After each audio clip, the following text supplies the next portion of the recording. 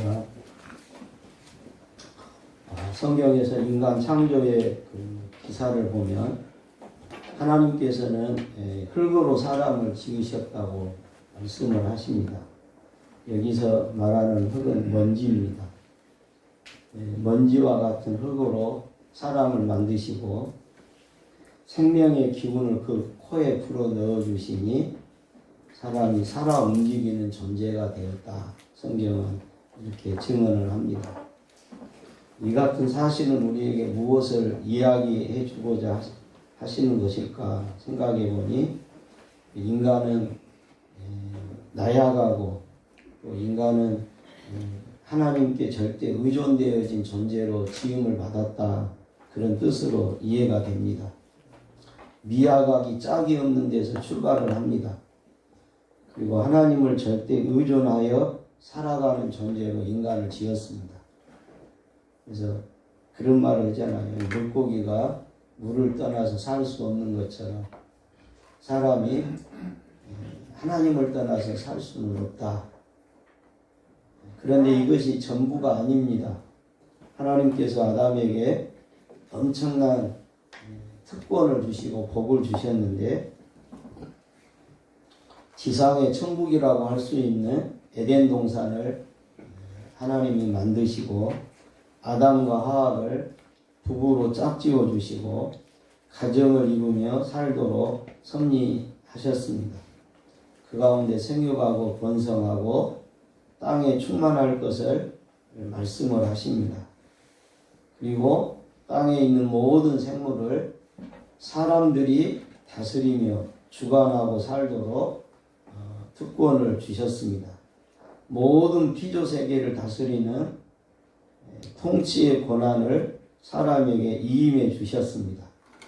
사람에게는 모든 것을 다 주신 거나 다름이 없습니다. 그런데 단 한 가지 금령을 주셨는데 동산 중앙에 있는 두 나무 중에 선악을 알게 하는 나무의 실과는 따먹지 말라 말씀을 하셨습니다. 여기서 하나님께서는 왜 그 나무가 도대체 뭐기에 그 선악을 알게 하는 나무 하나는 너희들이 임의로 하지 말라고 하셨을까?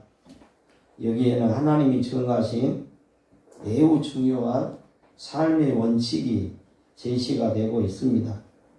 선악을 알게 하는 나무를 따먹지 말라 하는 이 말씀은 쉽게 설명하면 우리에게 이렇게 하나님이 말씀해 오신다 생각해 볼 수 있습니다. 너 어떤 식으로 살래? 내 마음대로 살고 싶어? 아니면 내가 말하는 대로 순종하며 살고 싶어? 말씀대로 살래? 네 욕심대로 살래? 네가 하나님 할 거냐? 나를 하나님으로 인정할 거냐? 나를 하나님으로 인정하고 너 삶의 주인으로 고백하고 이해가 되든지 이해가 안 되든지 순종하고 살면 너는 참 행복할 거야.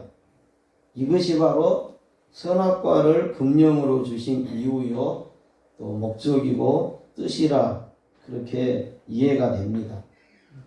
선악과를 우리는 하나님의 절대 주권을 상징하는 것으로 이해를 합니다.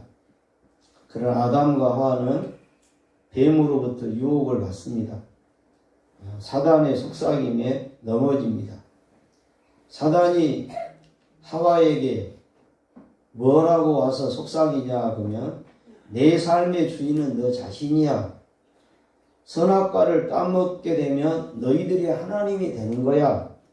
그래서 하나님이 자기만 하나님 하려고 선악과를 따먹지 말라고 한 것이니 그 말 고지 듣지 말고 내 말을 들어봐. 네가 선악과 따먹으면 그날로 네가 하나님 되는 거야. 이렇게 뱀이 하와에게 속삭였을 때 하와가 넘어집니다. 그리고 자기 남편 아담에게도 동일하게 선악과를 따먹도록 종용을 해서 하와와 아담이 부부가 함께 선악과를 따먹고 맙니다. 이 결과 하나님과의 끈이 끊어져 버립니다. 관계가 단절이 됩니다.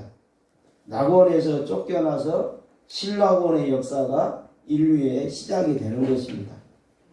그래서 인류의 역사는 신락원에서 복락원을 향하여 가는 역사다, 그런 말을 합니다. 그러나 찾아도 복락원을 만나지 못하는 거죠. 하나님의 나라, 하나님의 왕국을 우리가 경험하지 못한다는 것입니다. 요즘 트로트가 대세인데 영탁이라는 가수가 부른 네가 왜 거기서 나와, 그 가사말이 참 귀에 쏙 들어오더라고요. 그러면서 하나님께서 아담아 네가 어디 있느냐 하는 이 물음과 겹쳐지는 것 같아서 참 새로웠습니다. 네가 왜 거기서 나와? 내용인즉 그겁니다. 자신의 여자친구가 다른 남자와 클럽에서 나오는 것을 보고 이 사람이 너무 황당해한다는 이야기입니다. 가사말 한 절을 인용해 봅니다. 도대체 너네 집은 연신내, 난 지금 강남에 시끄러운 클럽 무심코 지나는데 이게 누구십니까? 네가 왜 거기서 나와? 네가 왜 거기서 나와? 내 눈을 의심해보고 보고 또 보아도 딱 봐도 너야. 오마이 너야. 네가 왜 거기서 나와?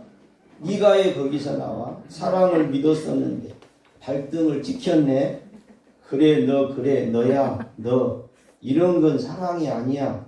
노는 남자 싫다며, 술은 못한다며, 그것 때문에 나는 다 끊어버렸는데 지금 넌 왜 혀가 꼬이는 건데?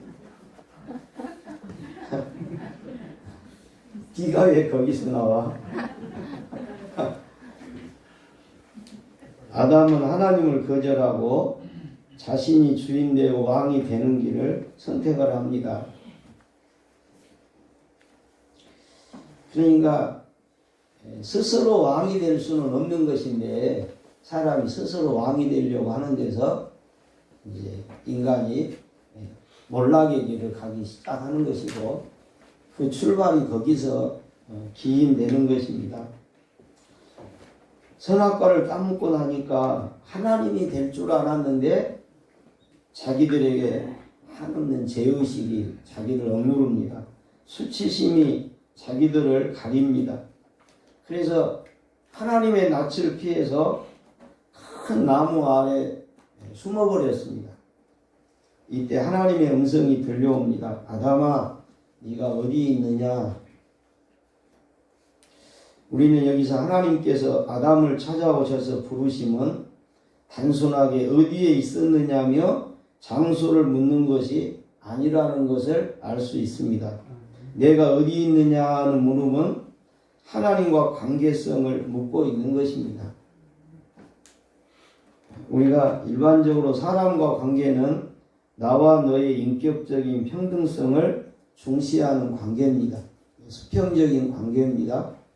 하나님과 관계는 창조주와 피조물의 관계입니다.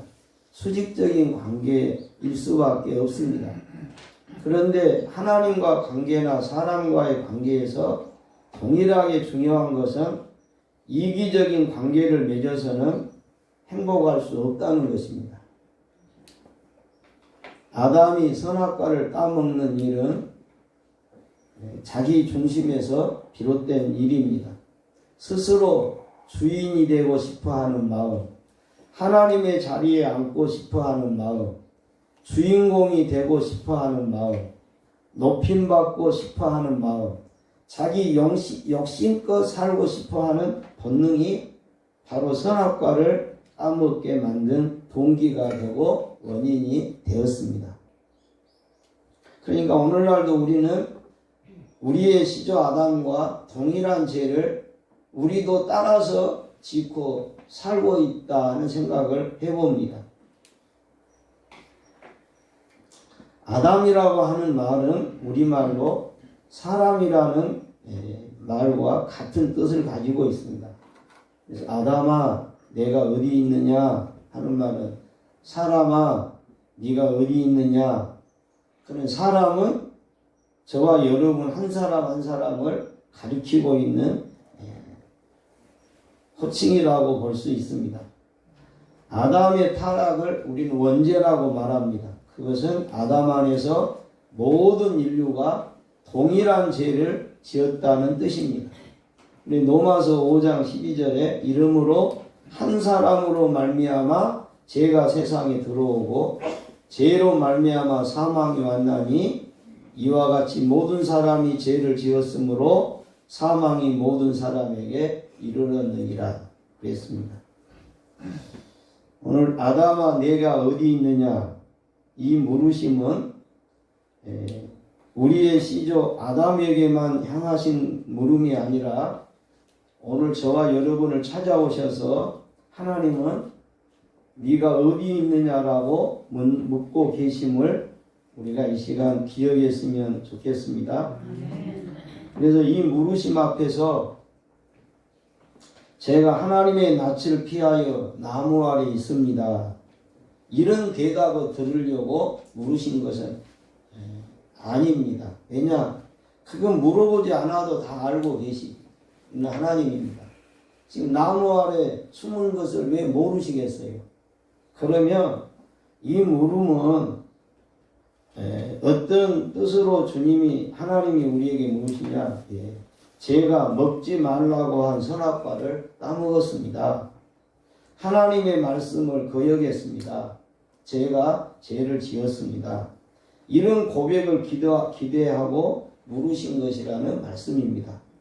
이 말씀을 다시 쉽게 말씀드리면 하나님 제가 스스로 주인 되어 살고 싶었습니다. 하나님의 자리에 내가 앉고 싶었습니다. 내가 주인공이 되고 싶고 높임받고 싶고 잘난 체하고 세상을 살고 싶었습니다. 내 욕심껏 살고 싶은 그 욕망을 나는 가지고 살고 있습니다. 이 진솔하고 솔직한 고백을 하나님은 우리에게 듣기를 원하신다는 것입니다. 속된 말로 자수하여 광명 찾자입니다. 이실 짓고 하라는 것입니다. 정직이 최선의 정책이라는 것입니다. 멈춤이라는 그 책이 있는데 그 책은 어떤 목사가 신학교 다닐 때 경험을 가지고 쓴 책입니다. 신학교에는 많은 학생들에게 존경받는 교수님이 계셨습니다. 매 강의가 은혜롭고 감동이었지만 학기말 시험은 어렵기로 유명했습니다. 근데 시험을 치르는 날 시험지를 받아들고 보니 사실 시험 문제가 어려운 것이 아니라 시험지 맨 위에 적힌 질문이 진땀나게 했습니다. 문제의 제일로 2에 당신은 이번 학기에 할당된 독서 과제를 100% 읽었습니까? 예, 아니요. 예라고 답하면 10점을 더 받고 아니요라고 답하면 10점이 깎이는 것이었습니다. 이 목사는 신학생 때 솔직히 그 학기에 내준 책을 다 읽지 못했습니다. 그래서 정직하게 답을 하면 A 학점을 받을 수가 없었습니다. 그러나 자기 양심을 속이고 예, 다 읽었습니다 라고 거기에 예 표시를 하면 그냥 또 그만입니다. 근데 질문 밑에 이 교수가 글을 한 문장 써놨는데 이 신학생의 마음을 더 괴롭힌 것입니다. 만약 당신이 이 질문에 정직하게 답할 수 없다면 절대로 목회하지 마십시오. 당신의 순전하지 못한 인격의 결여가 하나님의 영광을 가리게 되고 목회의 치명적인 걸림돌이 될 것이니 오늘 내 물음 앞에 정직하게 답할 수 없다면 목회할 생각하지 마십시오. 이렇게 써져 있는 거예요. 그러니까 참 예라고 대답을 해야 맞는데 예라고 하면 10점이 깎이고 10점이 올라가고 아니요라고 하면 10점이 깎이는데 저와 여러분이 하나님은 우리에게 어떤 거칠애하고 화려함을 요구하시기 이전에 하나님 앞에서 우리가 적어도 진솔하고 정직하고 진실된 모습을 하나님은 우리에게 요구하시고 계시고, 그럴 때 하나님과 관계가 다시 복원이 되는 것이다. 그런 것을 성경은 말씀하고 있습니다. 그래서 아까 아담이 선악과를 따먹었다고 했는데, 그 아담이 선악과 따먹는 죄는 동일하게 우리가 똑같은 죄를 짓고 사는 것이다 하는 것을 우리가 고백하지 않을 수가 없습니다. 내가 주인 되고 싶고, 내가 잘난 체 하고 싶고, 내가 높임받고 싶고, 내 욕심껏 다 이루고 싶고, 이게 바로 선악과를 따먹게 되는 동기가 되고 원인이 되고, 그래서 선악과를 따먹었던 아담이 그랬던 것처럼 오늘 우리도 선악과를 따먹어가면서 늘 살고 있다는 것입니다. 이때 하나님과 관계는 멀어지고 하나님과 관계는 깨져버릴 수밖에 없는데도 우리는 여전히 또 하나님을 아버지라고 부르고 있다는 것이죠. 우리가 참으로 하나님과 관계를 소중히 여기고 중요하게 여긴다면 우리가 하나님 앞에 고백해야 될 것은 뭐냐? 정직한 것입니다. 진실된 것입니다. 그래서 하나님, 제가 따먹었습니다. 제가 죄인입니다. 제가 이런 사람입니다. 여기에서 우리는 하나님과 관계가 복원되는 길이 열린다고 하는 것을 성경은 말씀하십니다. 근데 성경의 기록을 보면 아담은 안타깝게도 하나님 앞에 정직하게 나가지 못합니다. 책임을 전가하고 둘러대기에 급급합니다. 내가 먹었습니다. 정직하게 고백하지 못하고 정직하고 진실되게 고백하면 행복해질 것인데 자신의 행위를 부정하고 감추려고 하니 어려워지고 힘들어지게 되었습니다. 해결될 문제가 풀리지 않습니다. 많은 비용과 에너지가 낭비되고 손실될 뿐입니다. 통계에 의하면 한국 사람들은 무려 70%가 한 번 이상 점을 본 일이 있다고 그럽니다. 그 중에 69%는 부적을 가져본 경험이 있다고도 대답을 했답니다. 초등학교 1학년 학교 출석하는 손자에게 학교 갈 때 할머니가 주머니에 부적을 넣어주는 경우도 있답니다. 왜 그렇다고 생각합니까? 불안해서 그렇습니다. 금이야 오기야 한 내 손자가 학교를 잘 갔다 와야 되겠는데 부적이라도 호주머니에 넣어주면 그 부적이 내 손자를 지켜줄 것이라 생각해서 불안해서 부적이라도 사서 그 손자 호주머니에 넣어줘야만이 마음이 놓이는 할머니가 계신다는 것입니다. 운명이 두렵고 환경이 두렵고 세상이 두렵고 죽음이 두렵고, 두렵다는 것은 아는데 그것이 무엇 때문에 두려워지게 됐는지는 모르고 사는 것입니다. 성경을 보면 인간이 안고 있는 불안과 두려움의 근본적인 원인은 하나님과 관계가 어긋나서 하나님과 관계가 단절되어서부터서 인간에게는 까닭 없는 불안과 두려움이 내 정서에 내 심령에 자리하게 되었노라고 성경은 말합니다. 아담이 선악과를 따먹고 그가 나무 아래 숨었거든요. 하나님이 두려워서 숨었거든요. 자기의 처지가 보잘것없어서 숨었거든요. 그래서 인간이 안고 있는 원초적인 불안은, 실존적인 불안은 하나님과 관계가 어긋날 때부터서 인간에게 찾아드는 그런 상처요, 그런 아픔이었다고 하는 것을 우리가 알 수가 있습니다. 그래서 하나님과 관계를 정상화시키고 내 마음의 실존적인 불안과 두려움에서 우리가 벗어나기 위해서도 하나님 앞에 정직하고 진실되게 나의 타락을 인정하고 고백할 줄 아는 데서 관계를 다시 회복시켜야 하겠다 하는 것이 성경이 우리에게 주는 가르침인 줄로 믿습니다. 고자지라는 양심이라는 단편 소설이 있는데요.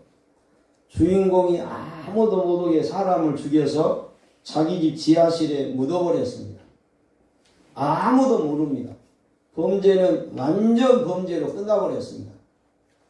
그런데 이상하게 그날 밤부터 죽은 사람의 심장 소리가 그의 귀에 들리기 시작합니다. 죽은 사람의 심장 소리가 들리니 귀를 막아도 들리고 잠을 자려고 해도 들리고 그 성뜻한 심장 고동치는 소리를 피할 길이 없습니다. 간담이 서늘해지고 온몸에 식은땀으로 축축이 졌습니다. 고통에서 벗어날 길이 없어요.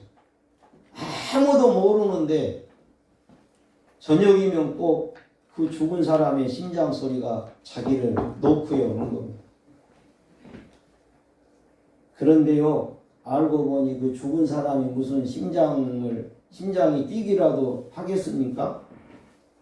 알고 보니 그 심장에 고동치는 소리는 바로 자신의 가슴에 울려나오는 자신의 심장이 고동치는 소리였다는 것입니다. 그런데 그 소리가 내가 아무도 모르게 감쪽같이 죽여서 내 지하에 묻어버린 그 사람의 심장 소리로 들려오더라는 것입니다. 무슨 뜻입니까?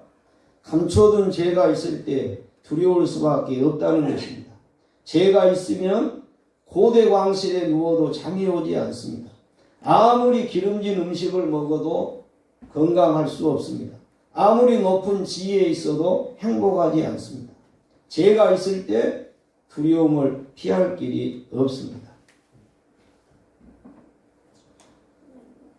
오늘 이 시간에 이 순간에 우리가 잠깐 생각을 해봅시다. 내 마음이 불편하고 내 마음이 행복하지 못하고 내 마음이 어쩐지 늘 쫓기고 산다고 생각이 되신다면 가장 먼저 우리가 살펴야 될 것은 하나님과 내 관계입니다.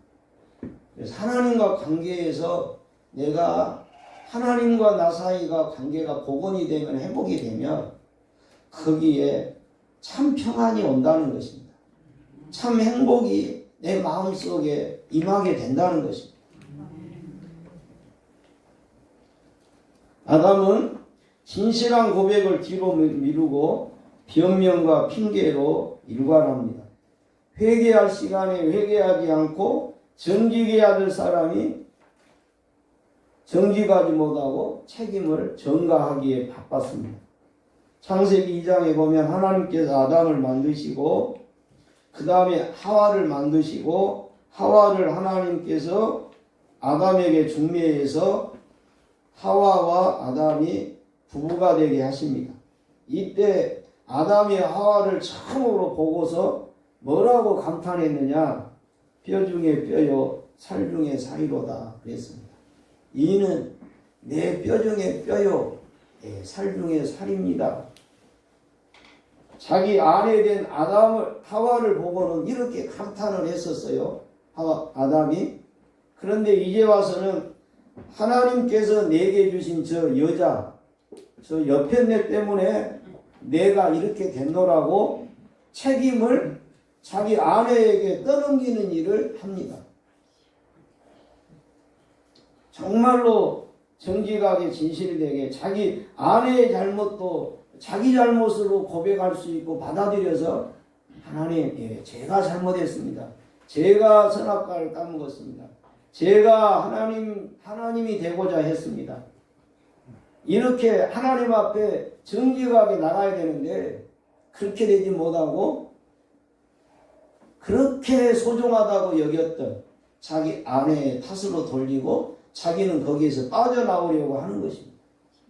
그러니까 인간의 이런 흐름을 보면 인간의 죄성은 아담의 죄가 우리의 죄라는 것을 그대로 우리가 알 수가 있어요. 사람은 다 내가 잘못했노라고 진실되게 이야기하기가 어렵단 말입니다. 그리고 뭔가 책임을 다른 사람한테 돌리고 싶은 마음이 늘 있는 거예요. 그러면서 정직하지 못하고 진실되지 못하고 하나님과 관계를 다시 회복시켜 놓지 못한 삶을 우리가 살아가고 있지 않는지 우리 자신을 이 시간 돌아봐야 할 줄로 믿습니다. 여러분, 책임을 전가하는 것처럼 미련한 것이 없습니다. 세상을 탓하지 마십시다. 환경을 탓하지 마십시다. 이웃을 탓하지도 말고 누구를 원망하지도 말 일입니다. 원망이란 자꾸만 상승작용을 가져와서 결국 하나님까지 올라갑니다. 원망하다 보면 세상을 탓하고 조상을 탓하고 나라를 탓하고 환경을 탓하고 마지막 하나님까지 원망을 하게 되는 것이 우리의 모습입니다. 어떤 사람은 자기 성격 나쁜 것도 가족을 탓합니다. 아내 때문에 내 성격이 고약해졌고 남편 때문에 내가 이렇게 됐고 그런 말을 우리가 하는데 그런 말 하지 말아야 합니다. 착한 사람은 어디를 가도 착하게 되어 있습니다. 다른 사람 핑계댈 것이 없는 것이죠. 어느 집에서 어린 딸이 엄마에게 물었습니다. 엄마는 왜 흰머리카락이 이렇게 많아? 그러니까 엄마가 네가 잘못해서 네 엄마 속을 썩이니까 그때마다 흰머리카락이 하나씩 생겨갖고 이렇단다 그랬어요. 그러니까 어린 딸이 한참 생각하다가 그랬어요. 엄마, 전번에 외갓집 갔더니 외할머니 머리카락은 온통 하얗던데 그건 누구 때문에 그럴까? 그랬다는 것입니다. 핑계댈 것이 없다는 것이죠. 핑계하지 말으라는 것이죠. 너는 어디에 있느냐? 주님의 말씀 속에는 세 가지 정도의 뜻이 있습니다. 첫째는 너는 왜 나를 피하느냐? 두 번째, 너는 지금 무엇을 하고 있느냐? 세 번째, 너의 문제를 내가 도와주고 싶다. 그래서 하나님은 아담을 찾아오신 것입니다. 오늘도 주님은 우리를 찾아와 계신 줄로 믿습니다. 우리가 예수님을 믿는다는 것은 무슨 의미가 있습니까? 하나님 앞에서 보다 더 정직하고 진실해지고자 하는 일입니다. 내가 예수 믿고 내가 믿음 갖고 살기로 작정한 것은 뭐냐?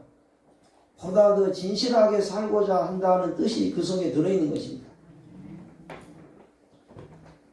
내 자신이 기준이 될 수 없다는 정직한 고백과 자성을 우리는 하게 되는 것입니다. 겸손한 마음으로 주님의 은혜 없이는 살 수 없음을 고백하고 스스럼 없이 기꺼이 주의 은혜를 받아들이는 일이 내가 주님을 믿는다는 것의 의미가 아니겠습니까? 주님, 내가 죄인입니다. 그러나 주님의 용서가 내게 필요합니다. 주님, 나를 용서해 주십시오. 그것이 바로 예수 믿는 사람의 마음입니다. 예수 믿는 사람의 태도고 자세입니다. 이런 심령과 마음을 가지고 우리가 하나님 앞에 늘 나아가노라면 우리는 영혼의 형통함을 입게 될 줄로 믿습니다. 심령의 평강을 얻게 될 줄로 믿습니다.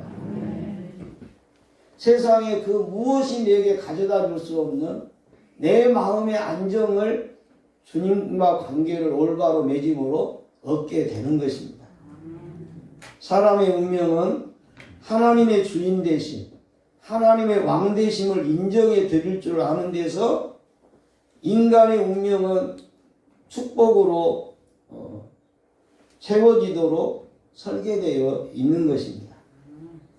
우리에게 어떤 권위가 있고 지위가 있을지라도 그것마저도 하나님께 이임받은 것이라는 점을 기억하고 우리가 너무 독선에 빠지거나 내가 왕이 되거나 내가 머리가 되거나 내가 잘난 체 하거나 내가 높아져야만이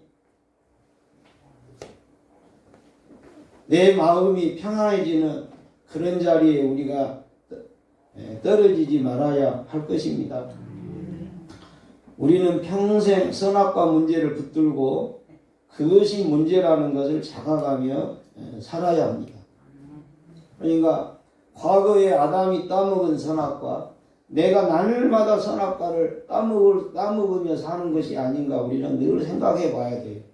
그 선악과 문제를 앞에 놓고 그러니까 늘 주님의 왕 되심, 주님의 주인 되심을 끝까지 인정하고 끝까지 시인하고 붙들고 사는 사람이 선악과를 따먹지 않는 것이고 아차하면 내가 주인이고 내가 왕이 되고자 할 때는 늘 선악과를 날마다 따먹는 삶을 살게 되는 것이고 이치가 그렇다는 것을 우리가 기억했으면 좋겠고 그래서 우리는 평생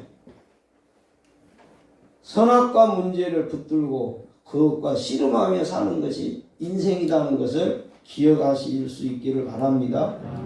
그러다가 혹 우리도 넘어지면 일어서고 잘못하면 또 회개하고 하나님 앞에 나의 모습을 솔직하게 있는 그대로 늘 내어놓기를 늘 훈련하시고 진실하게 정직하게 늘 응답하고 살기를 사모하시고 이때 하나님의 너그러우신 용서와 아낌없는 사랑과 놀라운 은혜가 우리와 함께 할 것을 우리는 믿습니다. 내 자아를 부인하고 구원과 성화의 삶을 살아가는 우리가 될 수 있기를 주님의 이름으로 축복합니다. 이에 예수께서 제자들에게 이르시되 누구든지 나를 따라오려거든 자기를 부인하고 자기 십자가를 지고 나를 따를 것입니다. 기도하십시다. 주님, 제가 거역했습니다. 제가 하나님이 되려 했습니다. 제가 불순종했습니다. 제가 선악과를 따먹었습니다. 모든 것이 제 책임입니다. 저를 용서하여 주시고 긍휼을 베풀어 주옵소서. 주님, 저는 주의 은혜 없이는 살 수 없습니다. 십자가의 보혈의 공로를 의지합니다. 범사에 주님 모시고 살겠습니다. 구원받은 자로 살게 하옵소서. 주님, 저희로 하나님의 나라를 살아내게 하시옵소서. 주의 뜻이 하늘에서 이룬 것 같이 땅에서 이루어지는 일에 헌신할 수 있게 하시옵고 완성된 하나님의 나라를 사모하며 사는 저희들 되게 하옵소서. 예수님의 이름으로 기도합니다. 아멘.